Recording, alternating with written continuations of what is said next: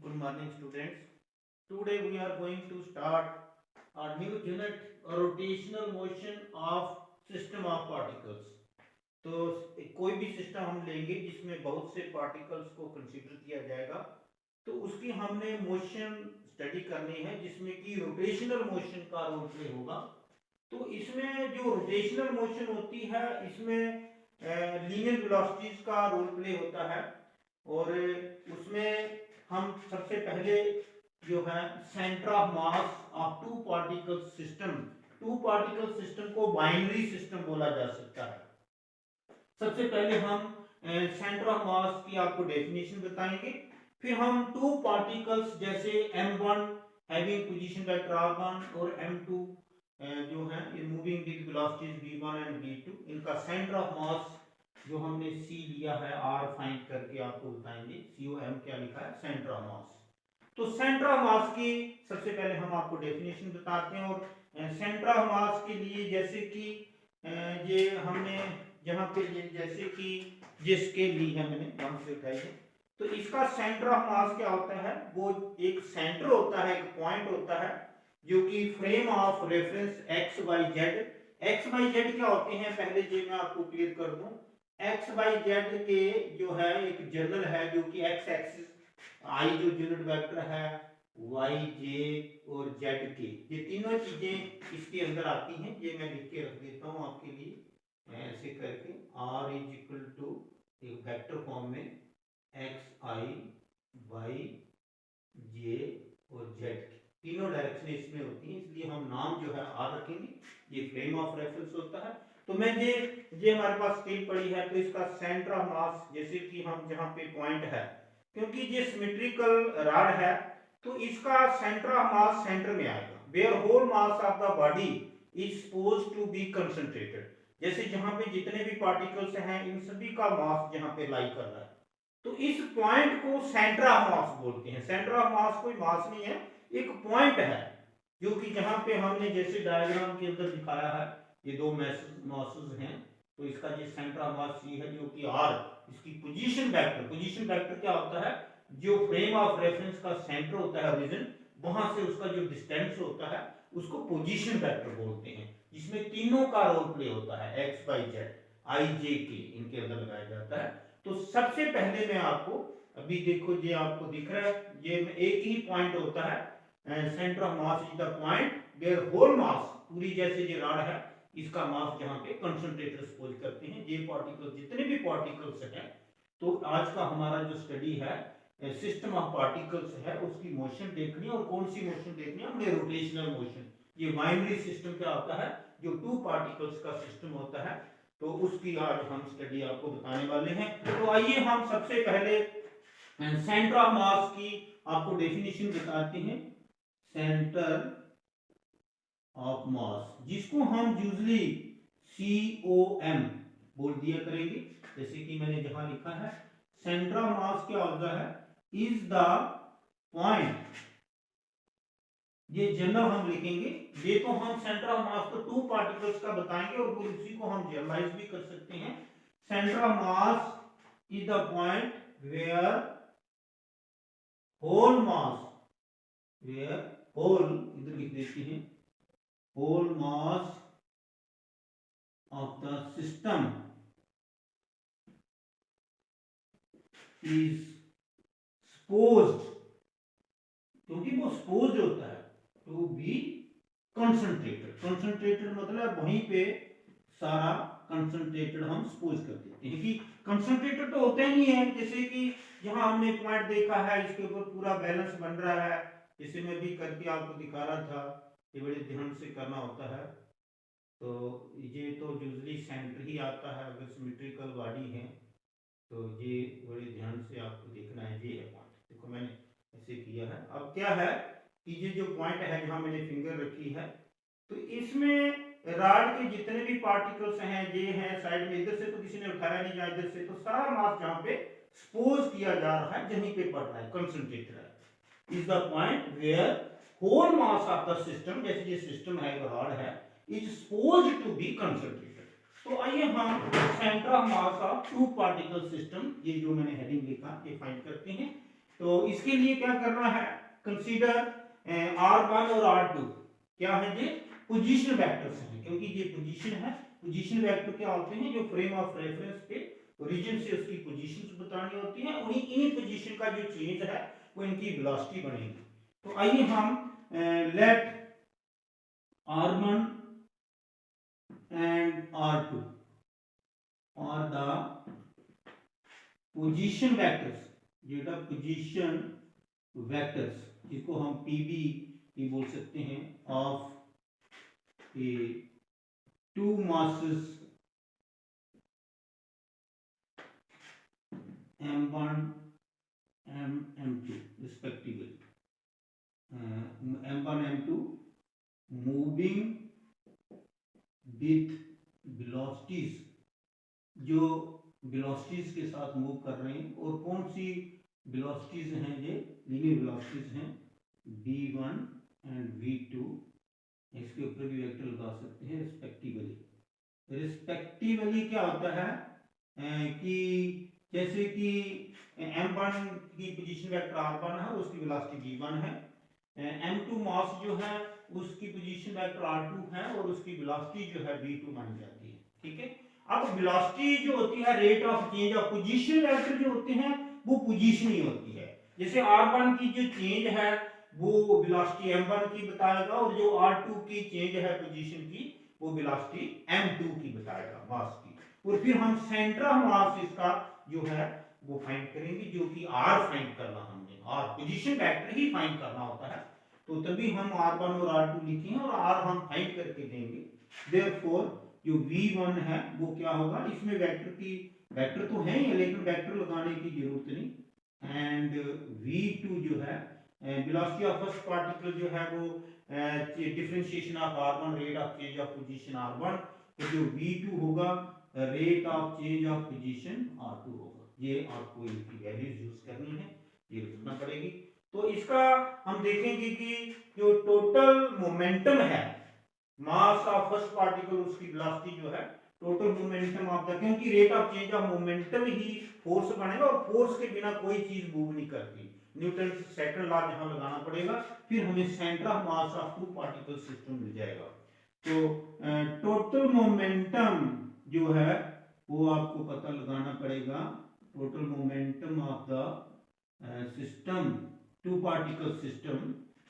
of the two particles system is, वो हम लिखेंगे कैसे होगा,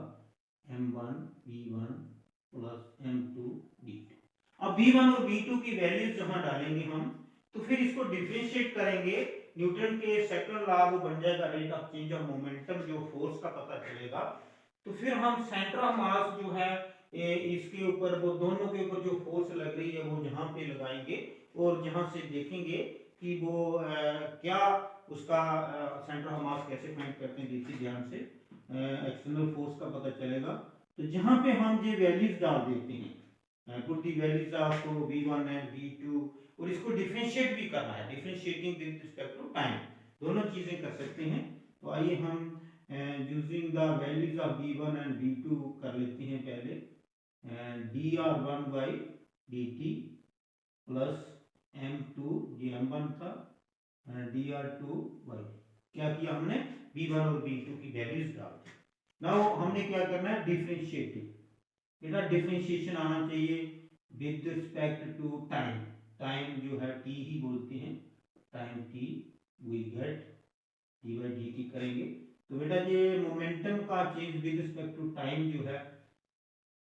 d बाई dt, मास तो कांस्टेंट होता है, ये तो ये d बाई dt इधर चला जाएगा, डबल हो जाएगा, इसी तरह से d by dt m2 dr2 by dt। देखो फिजिक्स पढ़नी है तो मैथ डिफरेंशिएशन करना आना चाहिए। ये m1 के पहले हमने d बाई dt लिखा, इस तरह से m2 के पहले जहां भी लिखा, और d by dt d square हो जाएगा, dt स्क्वायर हो जाएगा, और मास के पहले भी लिख सकते हैं इसको ऐसे करके, क्योंकि ये कॉमन ही होता है, इसमें कोई प्रॉब्लम नहीं होती है। तो dp by dt rate of change of momentum, ये एक्सटर्नल फोर्स बनेगी, rate of change of momentum क्या बनता है बेटा, एक्सटर्नल फोर्स, तो ये डी बाई डी टी इसके साथ मल्टीप्लाई किया जाएगा, डी की मल्टीप्लिकेशन डी से होगी डी स्क्वायर और D T square, double differentiation of इसका आ जाएगा मास इनटू रेडियस, m1 का r1 मास इनटू जो रेडियस वेक्टर पोजीशन वेक्टर है, और इसी तरह से जहां पे double differentiation D by D T square इसको बोलते हैं m2 r2। अब ये कॉमन किया जा सकता है d2 by D T square, d2 by D T square, m1 r1 plus m2 rt, तो जो है वो ये कॉमन कर दिया जाएगा। तो dp बाई dt क्या होता है, ये एक्सटर्नल फोर्स होती है बाय न्यूटन सेकंड लॉ, जो इसको हम F एक्सटर्नल फोर्स ext का वर्ड लगा देंगे, और ये d2 बाई dt स्क्वायर जो है ये कॉमन कर देते हैं, और ये ब्रैकेट के अंदर m1 r1 m2 r2, ये कॉमन आ गया ना। और ये हमने क्यों किया है, ये आप इसको इक्वेशन नंबर, देखो इसमें बहुत सी इंपॉर्टेंट बात भी आ रही है, लेकिन इसमें हम बोल देंगे बिकॉज ये जो dp बाई dt है ये क्या आएगा, F external force by Newton second law, by Newton second law, by Newton second law, by Newton second law, ये तो एक्सटर्नल फोर्स है। तो बेटा ये जो लेकिन ये फोर्स है तो जहां मास इनटू एक्सेलरेशन होनी चाहिए, इसलिए इसको मास जो है मास से मल्टीप्लाई करना पड़ेगा, क्योंकि force is equal to mass into acceleration. तो इसको जो है बिल्कुल क्लियर करने के लिए मास का रोल प्ले होनी चाहिए जहां पे, क्योंकि फोर्स क्या होती है, मास into acceleration. Total mass of the system क्या हो गया, m1 plus m2 multiplying and dividing ये जो राइट साइड है इसकी m1 plus m2 total mass है, ये हमें करना पड़ेगा, क्योंकि जब तक हम मल्टीप्लाई एंड डिवाइड नहीं करेंगे तो जहां मास नहीं आएगा, और डबल डिफरेंशिएशन की पोजीशन आ रही है r1 और r2 दोनों की, तो पोजीशन को जो है वो जब हम, क्योंकि ये मास m1 r1 के साथ रहेगा, मास m2 r2 के साथ रहेगा, लेकिन जहां पे हमें टोटल मास चाहिए, मास इनटू एक्सेलरेशन, क्योंकि जो पोजीशन की डबल डिफरेंशिएशन होता है वही एक्सेलरेशन बनेगी। F इक्वल टू m में तैयार करने के लिए multiply and divide by m1 plus m, ये मास से डिवाइड करना पड़ेगा। F एक्सटर्नल फोर्स का जो रोल प्ले कर रहा है, तो जहां m1 प्लस m2 जो है, ये जो है m1 ये जो डबल डिफरेंशिएशन इसका d2 बाई dt स्क्वायर, ठीक है। अब m1 r1 m2 r2 divided by m1 plus, क्योंकि mathematically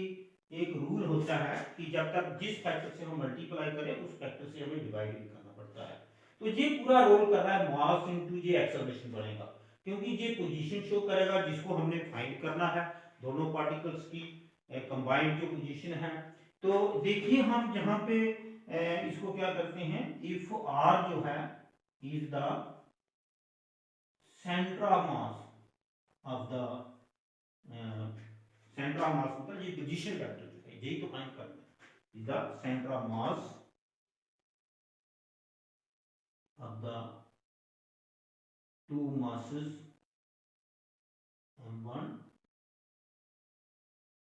and m2 at point C. तो then by Newton's law, वो भी न्यूटन्स लॉ बना है ये जो हमने किया है, लेकिन जहां हम न्यूटन्स लॉ क्या लिखेंगे, F एक्सटर्नल फोर्स जो है, ये फोर्स जो है एक्सटर्नल ही होती है, क्योंकि एक्सटर्नल फोर्स के बिना कोई भी बॉडी मूव नहीं कर सकती है। तो पूरे सेंटर के ऊपर जो होगा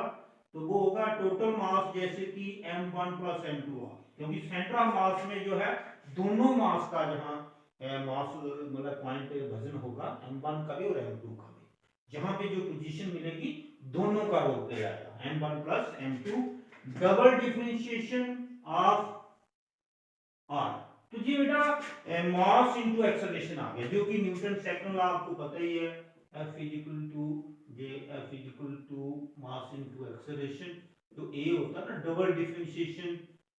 ऑफ जो है डबल डिफरेंशिएशन ऑफ पोजीशन होता है, r पोजीशन, पोजीशन की जो चेंज है ना वो एक्सेलरेशन होती है, ये टोटल मास हो गया, मास इनटू एक्सेलरेशन का रोल प्ले करेगा। अब ये जो दोनों, ये सेंटर ऑफ मास के लिए है, ये भी सेंटर ऑफ मास के लिए है, लेकिन जहां हमने सेंटर ऑफ मास जो आर फाइंड करना है, इक्वेशन 1 और 2 को कंपेयर करेंगे तो देखो जो फैक्टर एक जैसे हैं, जैसे m1 plus m2 d2 by dt square, ये जो है यहाँ पे चेंज आ गई, r इक्वल टू, इनको कंपेयर करेंगे ना, कंपेयरिंग इक्वेशन 1 एंड 2, तो हमें कुछ सेंटर ऑफ मास मिल जाएगा COM r। तो कंपेयरिंग इक्वेशन 1 एंड 2, बाकी हम कुछ पोर्शन जहां पे आपको लास्ट में बताएंगे जो ऐसे जनरल में करना है। तो comparing equation 1 and 2, comparing equations 1 and 2, तो बेटा ये कंपेयर करने पे हमें मिलेगा r equal to m1 r1 m2 r2 divided by m1 plus,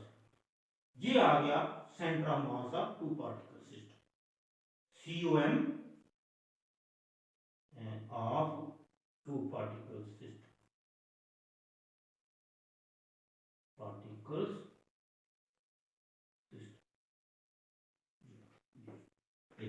अगर तीन होंगे तो m1 r1 plus m2 r2 divided by m1 plus m2 plus m3 आ जाएगा। 3 4 5 किसी ये दो पार्टिकल का दिया ना, इसको वेक्टर फॉर्म में भी कर सकते हैं, जहां भी वेक्टर लगाएंगे ऐसे रहने दो इसको।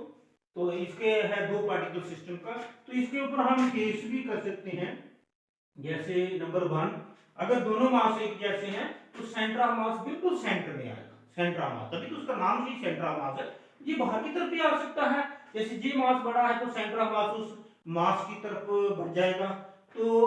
सबसे पहले हम लिखेंगे if m1 equal to m2, तो हम बोल देते हैं कि वो m है। ऐसा करके देख लीजिए, अगर ये दोनों मासेस एक जैसे हैं तो सेंटर ऑफ मास जो है बिल्कुल मिड पॉइंट फार्मूला बन जाएगा, देख लो करके। तो देन आप देखिए जहां पे जो सेंटर ऑफ मास आता है m r1 plus m r2, क्योंकि m1 की जगह भी m लिखेंगे, m2 की जगह भी m लिखेंगे, तो नीचे m1 प्लस m2 था ना, वो m प्लस है, ऊपर से m कॉमन कर लेंगे। तो ये जो पोजीशन वेक्टर जो है r जो है सेंटर ऑफ मास का पोजीशन वेक्टर, जिसको सेंटर ऑफ मास ही बोलते हैं, तो m जैसे ही हम कॉमन करेंगे r1 plus r2 divided bye 2 है, m और m कितना है 2 है। तो ये बेटा 2 फैक्टर जहां रहेगा तो मास से मास ये कैंसिल हो जाएगा, तो which is the centre of मास जो है मिड पॉइंट फार्मूला, जैसे कि r1 plus r2 mid point. Mid point formula क्या होता है, मिड पॉइंट फार्मूला का मतलब होता है कि सेंटर ऑफ मास बिल्कुल मिड में आएगा, सेंटर में आएगा, बिल्कुल सेंटर में आएगा। तो अगर जो है जो मास बड़ा होगा ना, जैसे m1 अगर बड़ा है तो सेंटर ऑफ मास m1 की तरफ होगा, अगर m2 बड़ा है तो सेंटर ऑफ मास m2 की तरफ होगा। ये तो हम तो फिर तीन केस बन सकते हैं। अगर m1 ग्रेटर देन m2 है तो इतना मतलब ग्रेटर की मोर मतलब दो बार ग्रेटर देन कह सकते हैं, m2 को आप नेग्लेक्ट कर दो, तो m2 को नेग्लेक्ट कर देंगे अगर हम, तो फिर वो सेंटर ऑफ मास सिर्फ r1 की तरफ आ जाएगा, वो जो बड़ा है उसकी तरफ आ जाएगा, देख लो करके। इसी तरह से दूसरा केस भी कर सकते हैं हम, तो m1 ही आएगा, वो दूसरा मास तो कैंसिल ही हो गया, m2 नेग्लेक्ट का मतलब छोड़ देना आपने, तो 2m है, तो ये बिल्कुल किसकी तरफ आ गया, ये जो है 2 m1 प्लस m2 करते हैं लेकिन m1 ही लिखेंगे, मतलब वो r1 ही आ जाएगा, ठीक है ना। तो इसी तरह से अगर m2 बड़ा है तो वो m2 की तरफ आ जाएगा। मास सिर्फ जो सेंटर ऑफ मास है, दैट इज जो सेंटर ऑफ मास है शिफ्ट टुवर्ड्स ग्रेटर मास, ये जहां पे लिख देंगे ग्रेटर मास, वो जो बड़ा होगा, जैसे m1 बड़ा है तो सेंटर ऑफ मास उसकी तरफ चला जाएगा, अगर m2 बड़ा है तो सेंटर ऑफ मास उसकी तरफ चला जाएगा। ये बिल्कुल क्लियर हो गई बात। ये टू पार्टिकल्स सिस्टम के लिए हमने किया है, 3 के लिए भी कर सकते हैं, 4 के लिए भी, n के लिए भी कर सकते हैं। तो system of centre of mass of n particles भी हम लिख सकते हैं, ये हमारे पास हैंड्स हम लिख सकते हैं COM centre of mass n particles system अगर लिखना है तो उसके लिए r equal to m1 r1 m2 r2 m3 r3 plus so on mn rn divided by m1 m2 m3 so on up to m कर सकते हैं। जितने m1 r1 plus m2 r2 plus m1 r3 m3 r3 अगर 3 है तो 3 तक ही रोकेंगे, और जहां भी 3 तक रोकेंगे 4 का 5 का n का कर सकते हैं। ठीक है, तो अगर ये जो है r के अंदर तीनों चीजें आती हैं, अगर सिर्फ x के लिए है, y एक्सिस के लिए है, z एक्सिस के लिए है, तो उसका भी यही रोल प्ले आएगा। अगर x जैसे हम सेंटर ऑफ मास अगर x एक्सिस के ऊपर फाइंड करेंगे तो वहां पे सिंपली x का रोल आएगा, तो x is equal to m1 x1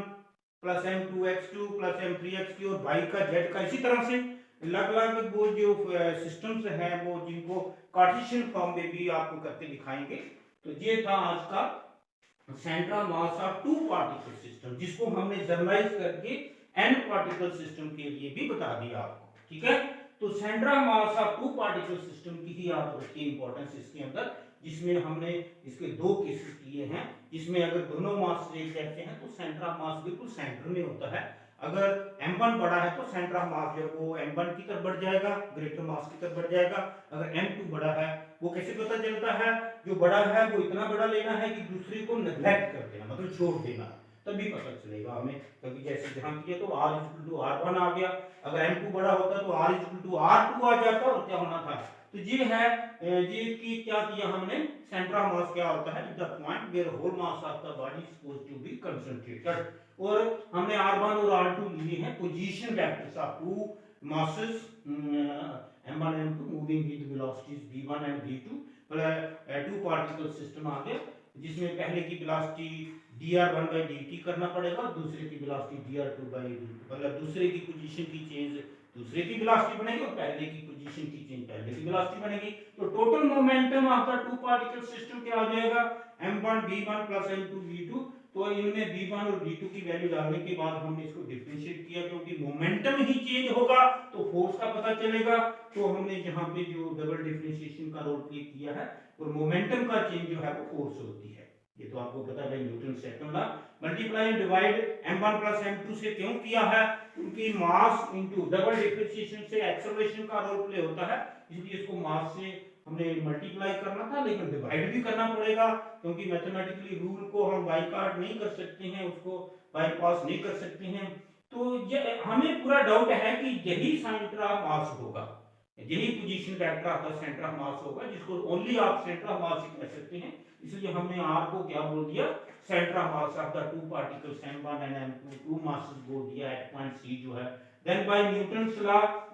जो force is equal to mass into acceleration, तो टोटल सेंटर ऑफ मास की जो एक्सेलरेशन है वो डबल डिफरेंशिएशन ऑफ होगा। उसी को हमने जब कंपेयर किया तो हमें centre of mass of the to particle system मिला, और फिर हमने ये केस किया और उसको हम n के लिए लिख दिया है, और हम उसको तीन पार्टिकल की चार के लिए भी लिख सकते हैं, और कार्टेशियन फॉर्म में x y z जो है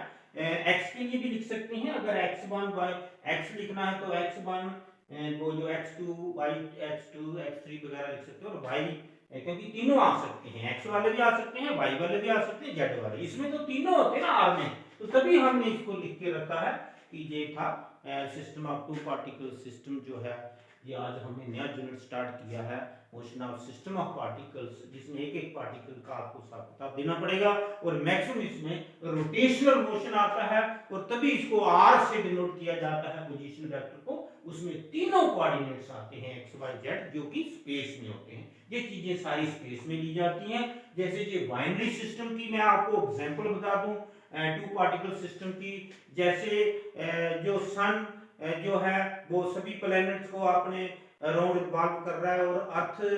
जो है ये भी रिवॉल्व हो रही है, और इसी तरह से मून भी रिवॉल्व हो रहा है। और जो सन है, अगर अर्थ और मून दोनों को देखा जाए तो उनको दोनों को वो सेंटर ऑफ मास से ही दोनों को रिवॉल्व कर रहा है। ये नहीं है कि अर्थ जो है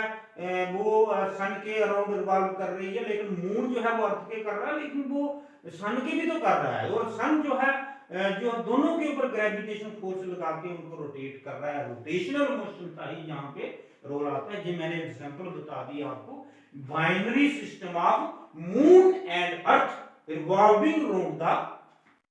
सन। तो जहां इसको अगर मून बोल लें तो इसको अर्थ बोल लें, अर्थ बड़ी है, मून है, तो मून जो है वो अर्थ के इर्द गिर्द रिवॉल्व कर रहा है, लेकिन दोनों पार्टिकल्स को वो जहां से सन उसको जहां से जोर लगा के सेंटर ऑफ मास पे दोनों को घुमा रहा है। और अगर मून का मास कम है और अर्थ का ज्यादा है तो सेंटर ऑफ मास थोड़ा अर्थ की तरफ होगा, जो बड़ा मास है उसकी तरफ वो सेंटर ऑफ मास चला जाता है। ये था आज का पूरा क्लियर आपको बता दिया। Okay, have a nice day.